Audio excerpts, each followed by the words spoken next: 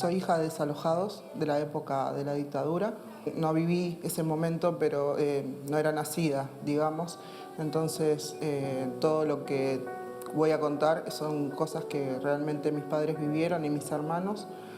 En ese diciembre que desalojaron, mis padres vivían en Minas, 1034, y bueno, ellos venían de pagar el día anterior un alquiler porque en esa época se vivían en casas de alquilinato, o sea, se alquilaban por piezas.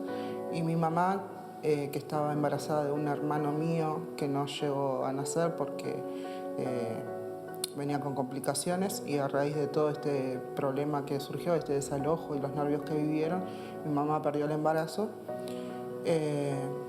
Venían de pagar el alquiler el día anterior y al otro día llegaron las fuerzas policiales, militares, mejor dicho, policiales no, militares. Mi mamá estaba en cama y mi papá estaba trabajando, era obrero de la construcción en ese momento, y bueno, se metieron puerta adentro sin mediar ninguna palabra y le dijeron a mi mamá, apuntándola con un revólver, que se quedara quieta porque si no esa negrita se iba a morir. Mi madre le dijo que ellos pagaban un alquiler y que no entendía el motivo digamos, del desalojo, porque no había llegado todavía un papel que dijera fehacientemente de que se iba a desalojar, y además no había motivos. Supuestamente el motivo que después trascendió era que estaba ruinoso todo lo que eran aquellas casas, y que el cimbrar por los tambores que pasaban, obviamente estamos en un barrio que lo que más predomina son las cuerdas de tambores, claro, salían todos los fines de semana, entonces eso hacía de que eso cimbrara y bueno, como que estaba en situación ruinosa todas aquellas viviendas, cosa que no era cierta, porque obviamente hoy estamos en un lugar donde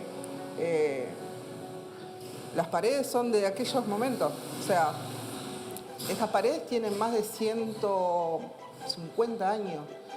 Mis padres, por suerte, tuvieron un lugar donde enseguida se movieron para poder alquilar,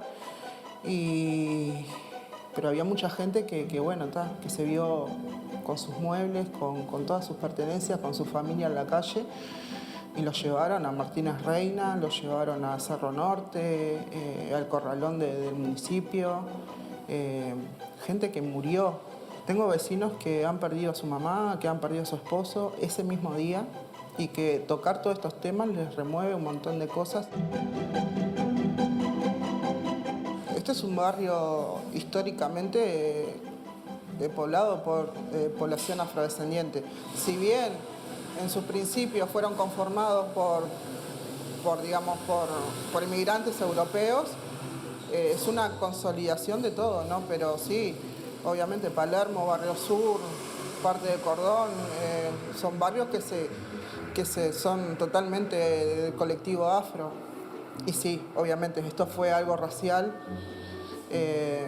no querían a los negros, el motivo que tenían era ese, que había mucho ruido con el tema de los tambores y eso hacía ruinosa las viviendas.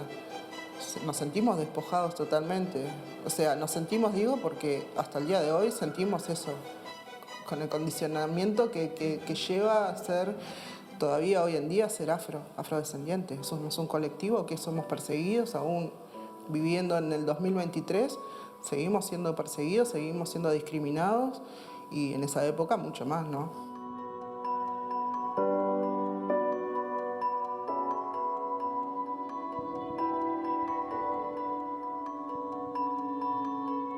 Se hizo una reparación simbólica para que esa gente mucha de la gente que aún viven, por suerte, tenemos mucha gente que todavía puede contarlo, vuelvan a sus lugares, a sus raíces.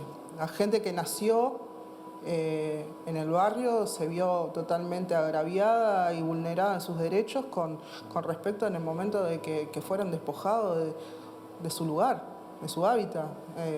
Sin mediar ningún tipo de explicación ni nada, así fue como se tomaron las medidas. Esta reparación simbólica de los desalojados de la época de la dictadura, del colectivo Afro. Es la primera reparación del gobierno uruguayo con respecto a esa situación. La primera y la única hasta el momento.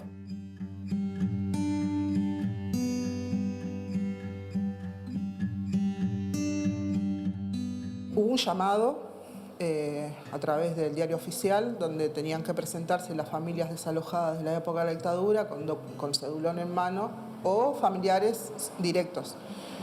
Mucha gente, obviamente, al correr de tantos años, pudo solucionar su tema de vivienda.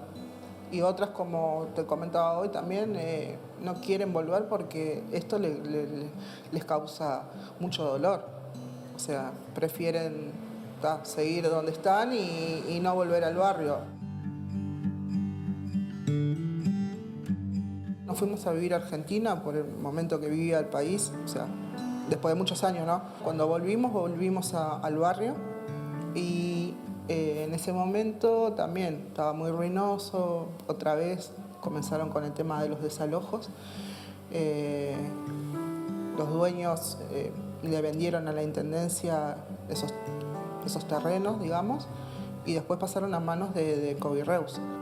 Conjuntamente con mi hermano Juan Carlos Rodríguez, que hoy no está con nosotros, Alicia García, que pertenece al Mundo Afro, y otras familias más que estábamos en ese momento viviendo en la calle Lorenzo Carnelli, pensamos de que bueno, que era hora de que los que se habían ido, que volvieran, y los que estábamos nos queríamos quedar. Ese era el lema que teníamos, de tomar alguna acción que bueno, que nos devolviera parte de nuestra historia y que nuestros hijos pudieran vivir todas las vivencias que nosotros tuvimos en el barrio, todo el aprendizaje que tuvimos. Y bueno, y ahí comenzó una cooperativa que se llama UFAMA Palermo, que es una sigla que significa Unidad Familiar Mundo Afro, que comprendía a las mujeres jefas de familia, de hogar, en principio, y llegamos a tener casi 100 familias anotadas, en total, en lista de espera y todo. 2005, por ahí, fue que salió esta posibilidad de realojo. El gobierno de Frente Amplio, con la intendencia de Frente Amplio, fue quien nos otorgó la posibilidad de volver al barrio, con otra mentalidad totalmente diferente, un concepto de lo que era lo étnico-racial. Y se lograron estas 17 unidades, que obviamente el propósito de esas 17 unidades no era solamente quedarnos con esa cantidad de familias, sino que al futuro se pudieran reparar muchas más familias y que mucha más gente pudiera volver al barrio. Y pudimos empezar a contar desde este lugar, que es un sitio histórico, contar nuestras vivencias, cómo llegamos acá. No fue una lucha nada fácil. Nos llevó más de 15 años. Quizás para otras cooperativas o otras cuestiones de lo que es vivienda es poco en cantidad de años.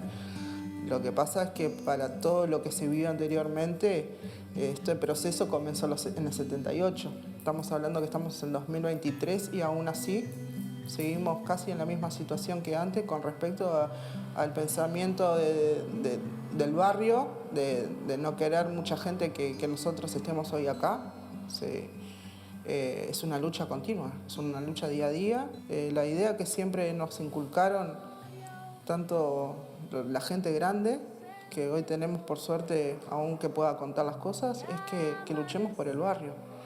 Y bueno, es lo que estamos tratando de hacer. Conservar las historias, viajar.